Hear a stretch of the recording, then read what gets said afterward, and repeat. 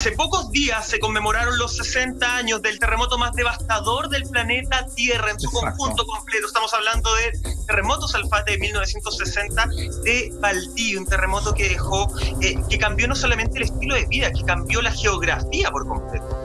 De todo el planeta, ni más ni menos, no se equivocan. Hace 5 días precisamente se conmemoran ya una gran cantidad de años que nos han ayudado para entender cómo aceptar y cómo enfrentar de la mejor manera estos fenómenos naturales. En el año 1960 en Valdivia sucedió, según los registros, el terremoto más grande medible en la historia de la humanidad. ¿Por qué estamos llevando esto? No simplemente porque es un tema muy categórico y propio del ADN de nuestro programa, sino que la Tierra ha comenzado a moverse una vez más en nuestro país. Hay que entender de que hay preocupación porque algunos de los fenómenos más característicos están, como aparece en el titular, que apareció ahí en T13, temblor con mucho ruido que se siente en la zona central. No hubo uno, sino dos. Comenzaron a correr en redes sociales algunas ideas o algunos anuncios de que podría venir algo más fuerte. Vamos a estar hablando correspondiente a todo aquello. Y la pregunta del millón, atención, esto es, creo yo, lo más clave en estos momentos. ¿Podría Chile afrontar una pandemia y un fuerte sismo al mismo tiempo? Vamos a ver qué dicen los expertos y obviamente, por supuesto, aquí lo debatiremos en el panel.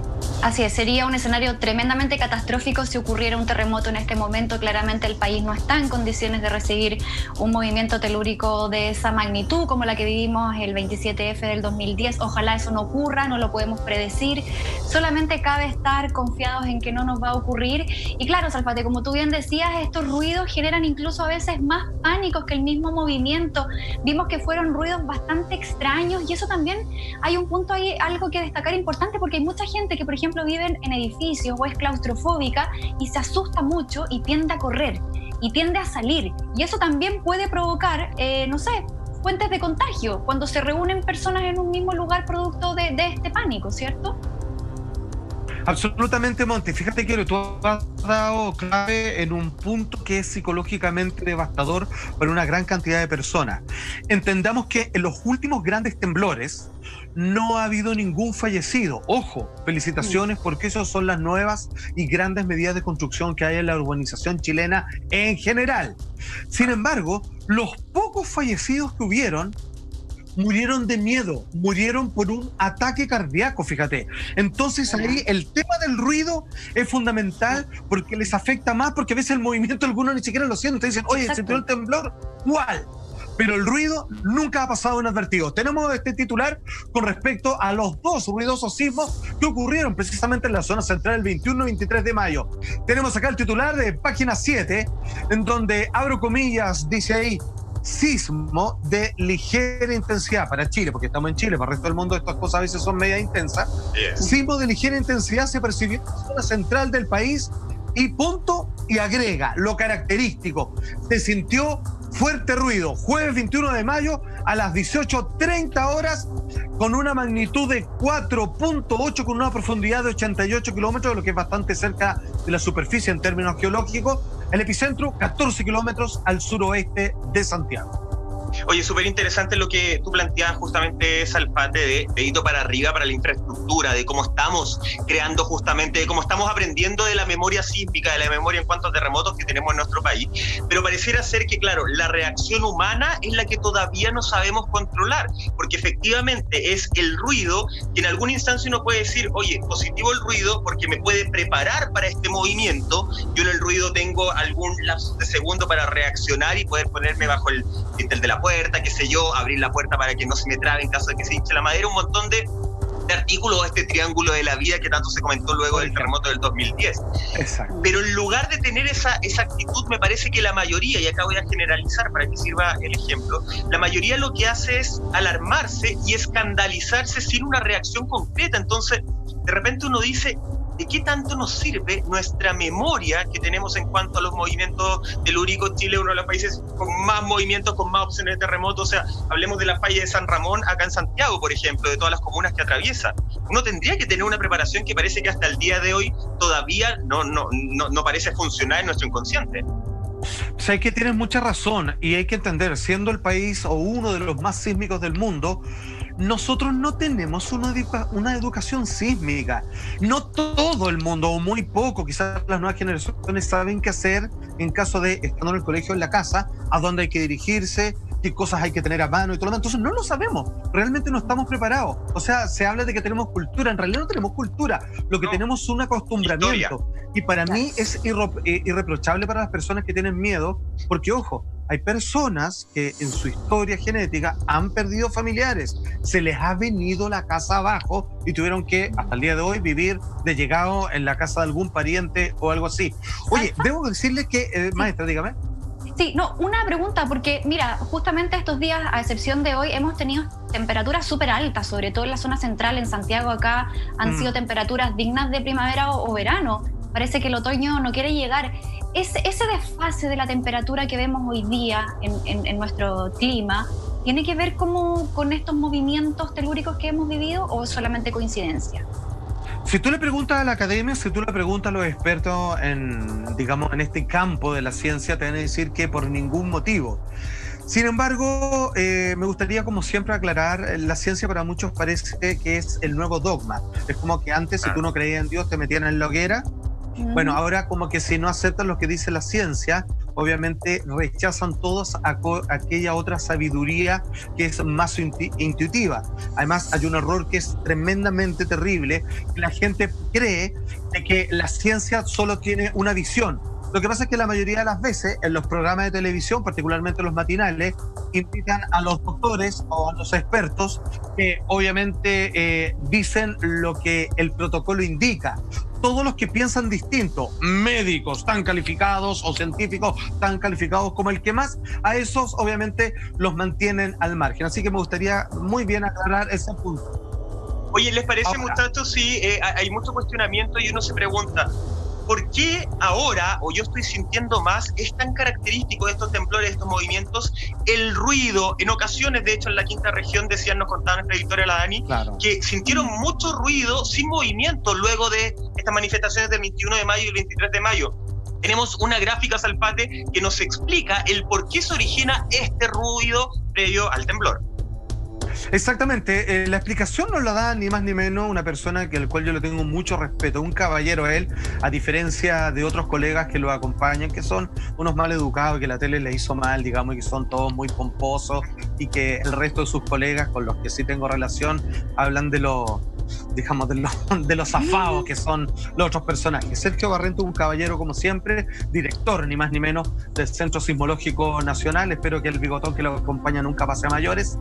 En un punto de prensa hace algunos años junto a la ONEMI, él nos explica esta situación respecto a los ruidos y que tiene que ver con una mecánica física muy sencilla pero que psicológicamente nos afecta. Dice así: las primeras ondas de propagación al llegar a la superficie se transforman en ondas acústicas. Suena como quien golpea una copa, vibra y suena. En algunos casos se percibe con un fuerte ruido previo al sismo, que generalmente es el que perciben las mascotas y se vuelven locos un par de segundos antes, gato y perro. Situación que obedece a la primera llegada de las ondas de la superficie. O sea, ese fuerte ruido que acompaña durante el sismo en sí llega muchas veces antes que el movimiento telúrico, que es, por así decirlo, como la banda sonora, digamos, del estremezón que se viene a continuación cuando la Tierra comienza a sacudirse. Y tiene que ver precisamente con que cualquier ruido, cualquier golpe, llega también con un sonido que lo acompaña, y al tener que transcurrir este movimiento de placas que se van rompiendo entre sí hasta manifestarse en la superficie, el sonido en este caso llega más rápido. ¿Qué es más rápido que el sonido? La luz. ¿Qué es más rápido, digamos, que el efecto físico cuando cubre muchas distancias, en este caso el último 88 kilómetros? El sonido. Es como las ondas vibratorias de los distintos efectos viajan unas primero que otras. Claro, y de hecho el 23 de mayo sentimos justamente ese ruido que en un principio se había catalogado como un sismo de 4.9, pero después parece que eso cambió. Tenemos un titular al respecto que pasamos a revisar a continuación. Miren, acá nos dice entonces el titular de Crónica. al sismo de 5.3 remece zona central de Chile. Pero en un principio, como les decía, se había anunciado una magnitud de 4.9. ¿Por qué cambia esto después, Alfate? ¿Por qué hay esta rectificación? Muy buena pregunta. Hay que entender de que los sensores de sismo vienen de distintos lados. Digamos que existe una medida oficial que es el Centro de Sismología Nacional de nuestro país, Chile, y que a través de su aparato ellos comienzan a recibir como casi de forma triangulada distintas informaciones, distintos antecedentes que finalmente logran concentrarse y entregar un dato, un balance final. Incluso algunos no le hacen mucho caso, pero yo encuentro que es un buen sistema el que tenemos y prefieren ver la USG, que es el sistema de medición de Estados Unidos, que también tiene instalaciones en nuestro país y que también tienen otras formas de medir. Ahora, fíjate que lo que tú acabas de decir, Monty, es algo que no es menor, que sucede pocas veces. Las correcciones de los movimientos telúricos son generalmente a la baja. O sea, dicen 4.8 y finalmente 4.5. Ojo que aquí las décimas cuentan. Como estamos hablando de una expresión logarítmica que va aumentando, cada vez que le ponemos una décima son muchas, casi 7 veces más. O sea, no es el doble, no es el triple, son 7 veces más, pudiendo llegar a 20 cuando se junta una gran cantidad de décimas. Entonces, en esta oportunidad, como tú bien decías, de 4.9, finalmente fue clasificado de 5.3 grados. Y ojo, digamos que esto tuvo no la cultura sísmica, pero sí por la costumbre sísmica, de 5 para arriba, esto sale en las notas antes, no siempre, pero claro, no se toma en cuenta. Se pone. Oye, Claro. otro de los aspectos un poco característicos a lo mejor es que también a través de las redes sociales la gente empezaba a pedir algo que nosotros ya habíamos hablado en otras ediciones de Así Somos, Oh, sí. el grito de mayo, y mucha gente se planteaba y decía, oye, ¿estaremos en momento de sacarlo a pasear nuevamente, de darle una vueltecita a esta vuelta que no se le dio este año? Y que efectivamente da un poquito de temor. Ya estamos viendo en pantalla, en imágenes, el terremoto más devastador en la historia del planeta. No estamos hablando de Chile, el más devastador en cuanto a duración, en cuanto a muertos, en cuanto a la destrucción que dejó. Estamos hablando del terremoto de 1960, Salpate, un terremoto que se habla de que duró 10 minutos, incluso más.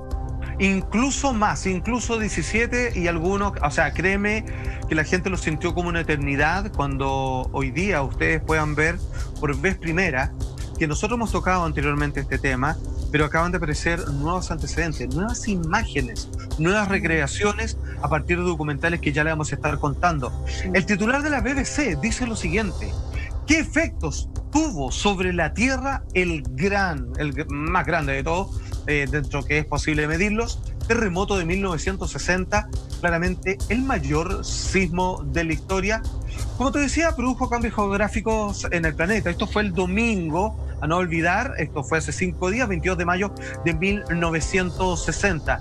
Esto parte más o menos como pasado las 3 de la tarde y oficialmente se habla, como tú decías, Michael, que duró 10 minutos. A ver, entendamos que uno de los grandes terremotos que gran parte de los chilenos recordamos es el de febrero del año 2010. Eso duró 3 minutos y medio, un poco más, 3 minutos con 42 segundos. Imagínate lo que es 10 minutos. Y imagínate cómo está esta otra posibilidad de que quizás dicen que duró 17, porque aquí ya no estamos hablando de un terremoto, estamos hablando de varios que se fueron conectando y que provenían de días anteriores. La magnitud, a ver, además de los 5.000 kilómetros que tenemos de costa chilena, de los 5.000, o sea, de todo lo que es, desde Arica, digamos, hasta al final, digamos, prácticamente rozando la Antártica, 1.000 de ellos finalmente sufrieron una rotura en el interior de la Tierra. 1.000 kilómetros de Chile se vieron completamente comprometidos acá. Sí. La magnitud 9,5, pero ojo, los sistemas de medición llegaban hasta eso y llegó al tope la aguja. O sea, puede haber sido más. Puede haber sido bastante más. O sea, finalmente se hizo el cálculo. La cantidad de energía que liberó la Tierra es equivalente a 20.000 bombas atómicas como la que fue lanzada en Hiroshima, y 25 metros son los tsunamis, o sea, las olas que trajo el tsunami posteriormente, donde los muertos fueron por sobre los 1.600. Eso, obviamente, estamos hablando de Chile, porque en otras partes mató más personas. No, sin duda que un evento que quedó marcado en nuestro país y también en la historia del mundo. De hecho, también leía que este terremoto liberó 25 veces más energía que el mismo terremoto del 27F. Causó casi 2.000 muertes y pérdidas por más de 500 millones de dólares. Oye, como si eso fuera poco, también recordemos que además del terremoto hubo tsunami, pero también coincidió con la erupción del volcán Puyehue, que estuvo ahí en actividad durante una semana. O sea, fue un periodo totalmente duro para toda la gente de la zona. De hecho, hasta el día de hoy hay personas que todavía no logran recuperarse después de 60 años.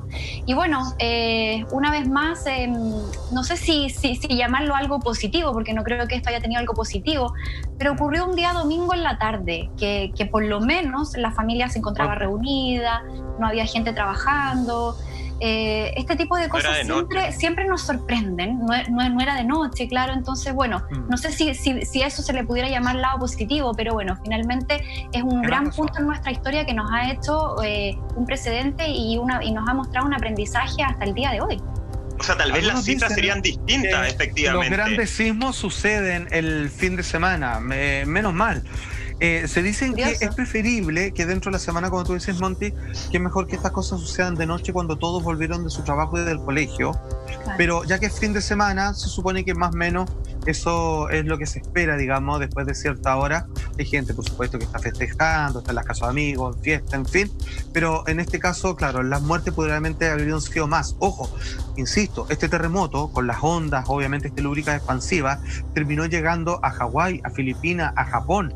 Solamente en algunos de esos países arrasó con 200 personas. Ellos no sienten el terremoto porque está lejos de ellos, pero las olas del tsunami particular, viajando hasta el otro lado del mundo, causó 200 muertes, digamos, en el continente asiático. Entonces, la verdad es que esto es importante porque dejó muchas lecciones para la ciencia. Hay una gráfica que se puede mostrar, señor director, que se muestra y se explica un poco qué fue lo que ocurrió. Y para que entiendan, nosotros estamos en las placas, vale decir que son estos grandes, por ejemplo, cuando a uno le muestran un mapa, uno ve las grandes divisiones de los continentes, que son pedazos de tierra gigantescos flotando sobre el océano, pero si es que uno pudiera ver con rayos X, se da cuenta que las divisiones no es las que hizo el hombre con la frontera de cada país, sino que son fracturas, digamos que es un verdadero rompecabezas sobre los que estamos parados. Y lo que sucede es que la placa de Nazca, que está obviamente en la parte del Pacífico, comienza a meterse por debajo de la sudamericana y mientras va ocurriendo eso va rompiendo y finalmente esos son los que generan este fuerte temblor que comprometió 1000 kilómetros del territorio nacional.